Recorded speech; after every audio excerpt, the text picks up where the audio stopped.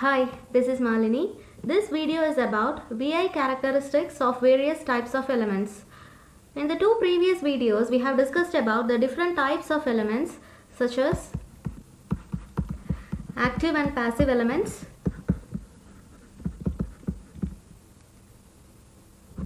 linear and nonlinear elements,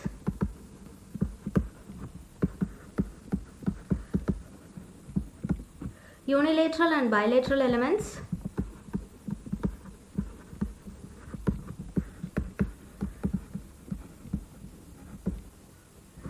time invariant and variant elements,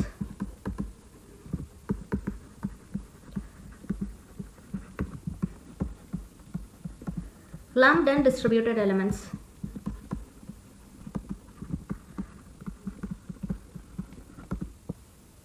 The first three categories of elements can be identified directly from their VI characteristics. That is, if the VI characteristic is known, then we can identify whether an element is active or passive, linear or non-linear, unilateral or bilateral, just by looking at the VI characteristics of the elements. First, let's discuss about the VI characteristics of linear and non-linear elements.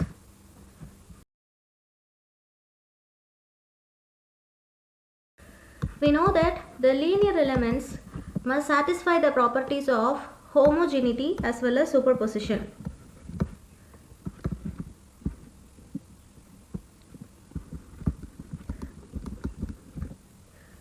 The VI characteristics of linear elements is a straight line passing through the origin.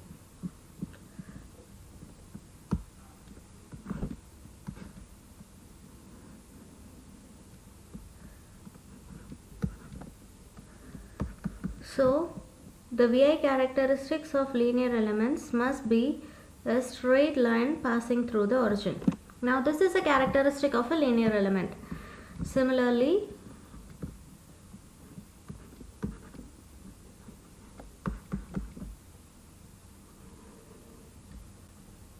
this is also a straight line passing through the origin. So, we can say that these two characteristics are characteristics of a linear element.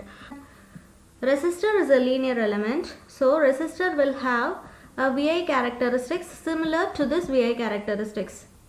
That is, it is a straight line passing through the origin. Let's see a few examples for non-linear characteristics. So this is a non-linear characteristics. Obviously, it is not a straight line. So it is an example of non-linear characteristics. Similarly, this is also an example of non-linear characteristics. The graph here, this is also an example of non-linear characteristics. We can see that this is a straight line, however, but this is not passing through the origin. We have this straight line in only one quadrant, so it corresponds to nonlinear characteristics.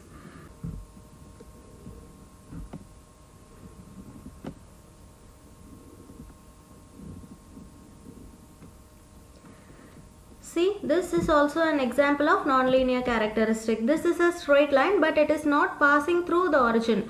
Origin is somewhere away from the intersection points. So this is also, all these characteristics corresponds to nonlinear characteristics.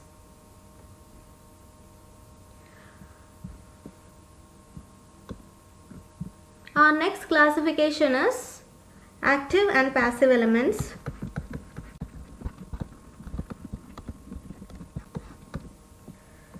We know that elements such as the current source and voltage source which supply energy are called as the active elements, and those which consume energy are called as the passive elements.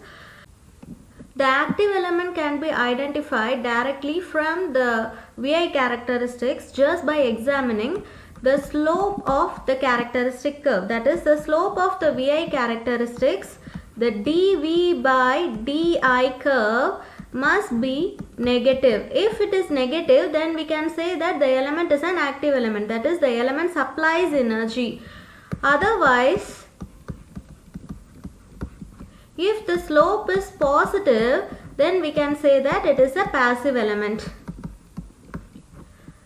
The slope, the other formula for slope is also tan theta.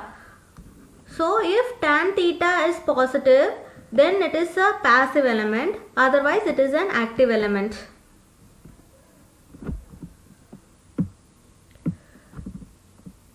Now let's consider an example VI characteristics.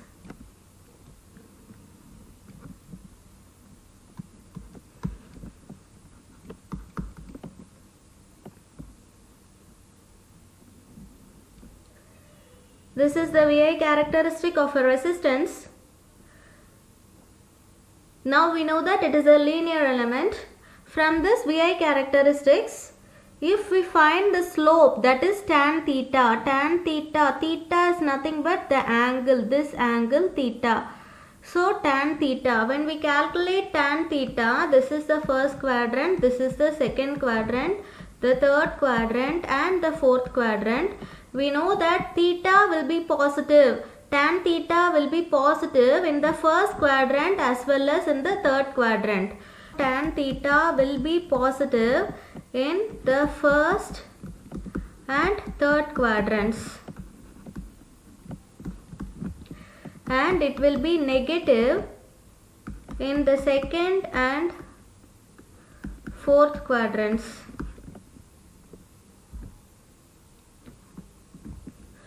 So here tan theta is positive. Tan theta is positive, that means that the slope is positive. If the slope is positive, then it corresponds to a passive element. So obviously resistance is a passive element.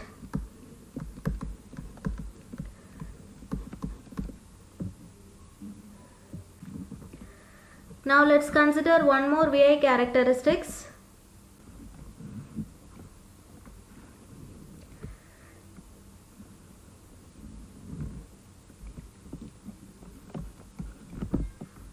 Consider this VI characteristic. If we calculate the theta, theta must always be calculated from the positive x-axis.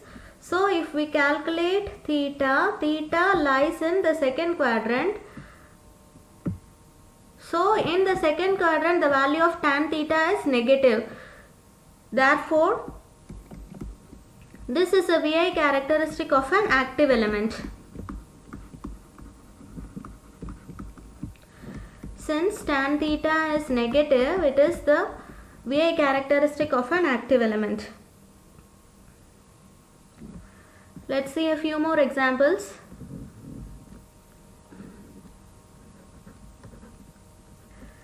If we have a VI characteristics like this, then obviously tan theta is positive in the third quadrant. So the slope is positive. That means that it is a passive element.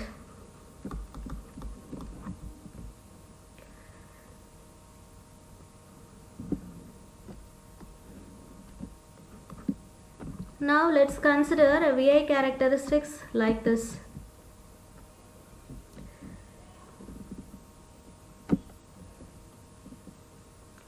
Now what can we say about whether this element is an active element or passive element? An important point to be noted is that an element is said to be active if its slope is negative at all points. Slope should be negative at all points. Only then we can say that the curve corresponds to an active element.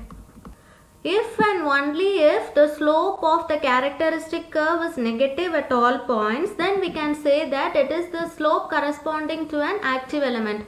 Otherwise, it is a characteristic of a passive element. Now, if you see this curve lies in the first as well as in the second quadrant. We know that in the first quadrant, the slope will be positive, and in the second quadrant, the slope will be negative. Since we have one negative slope here, then obviously it is the characteristic of an active element. So if we see a VI characteristic lying in two quadrants, and if at least one slope is negative, then it corresponds to an active element. Our next categorization is unilateral and bilateral elements. For a bilateral element, the resistance offered is same even if the direction of current is reversed. That is, the resistance is same in both directions of current. By looking at the volt ampere characteristics, if the VI characteristics is symmetrical in the first and the third quadrant, or if it is symmetrical in the second and the fourth quadrant, then the element is said to be bilateral. That is, by looking at the VI characteristics, from VI characteristics, if the characteristic curve is symmetrical in first and third quadrant, or if it is symmetrical in the second and fourth quadrant, then we can say that the characteristics corresponds to a bilateral element. Otherwise, it is a unilateral element. Example, resistors, inductors, diac are all bilateral elements. Diodes and SCRs are unilateral element. For example, if we have a curve like this, if there is a characteristic curve like this, then it corresponds to a bilateral element because the curve is symmetrical in both first and in the third quadrant. So we can say that this corresponds to a bilateral element.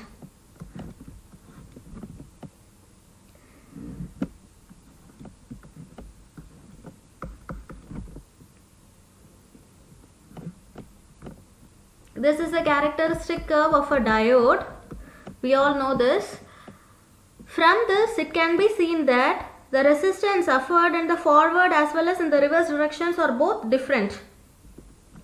This is the forward bias curve and this is the reverse bias curve.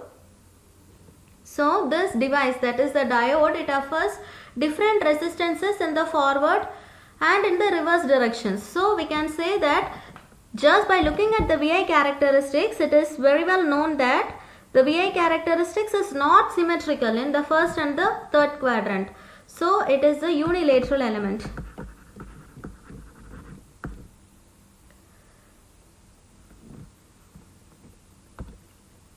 Now let's discuss a few more examples.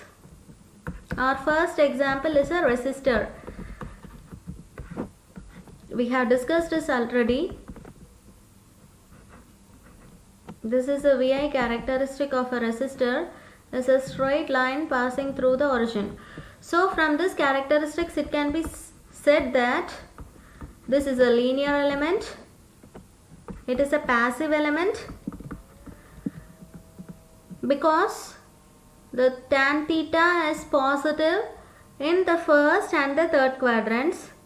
So we can say that it is a passive element. And the curve is symmetrical in the first and the third quadrant. So it is a bilateral element.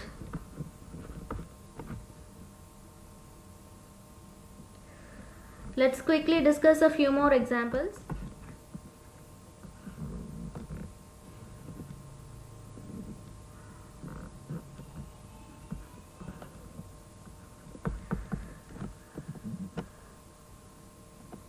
Now what can you say about this VI characteristics? Is it a linear element or a non-linear element? It is passing through the origin, but it is not a straight line. So it is a non-linear element. Non-linear element. It lies in the first and the third quadrants. So it is a passive element. It is not symmetrical in the first and the third quadrants. So it is a unilateral element.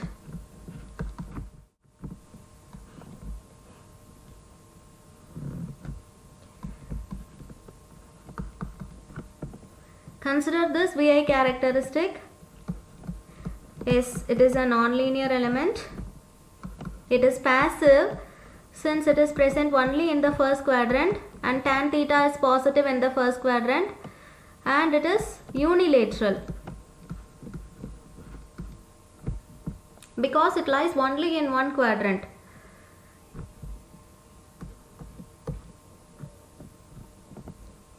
I'm drawing one more curve here.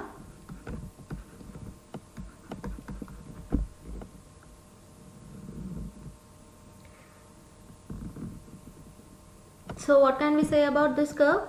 This curve is also non-linear since it is not a straight line. This is also passive because it lies only in the first quadrant, and tan theta is positive in the first quadrant, and it is unilateral because it is not symmetrical.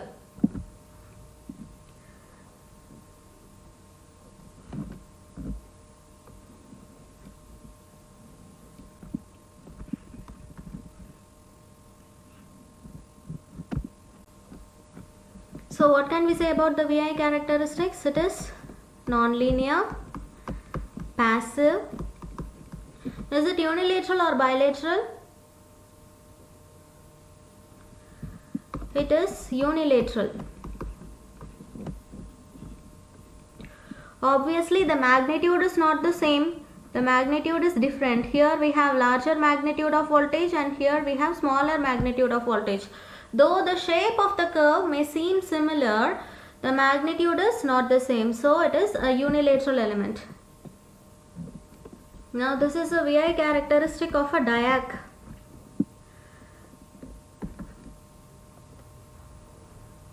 This is a nonlinear element, a passive element, and it is bilateral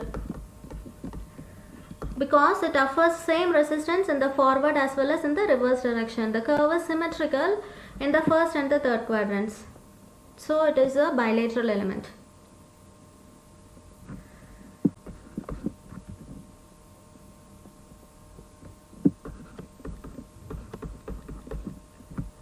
Now I am drawing a curve which corresponds to V is equal to mod I.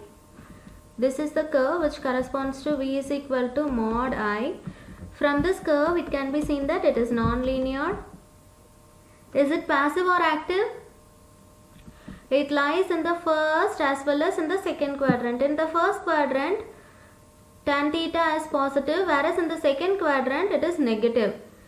Even one value is negative, then it should be an active element. So it is an active element.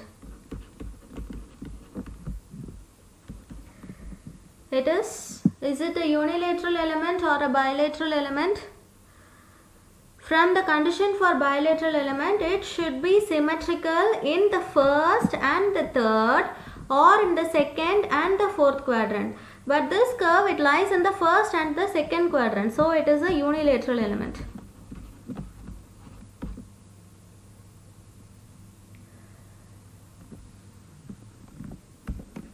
Our next example is I is equal to 2V square.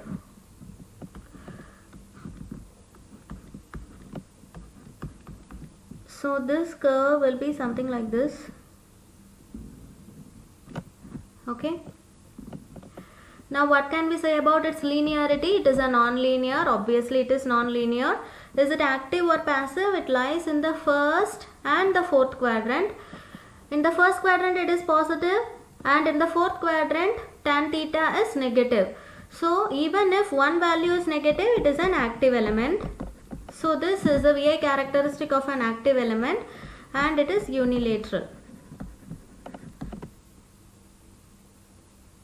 So that's all about the classification of elements based on their VI characteristics. Next video is about resistors. See you in the next video. Thank you.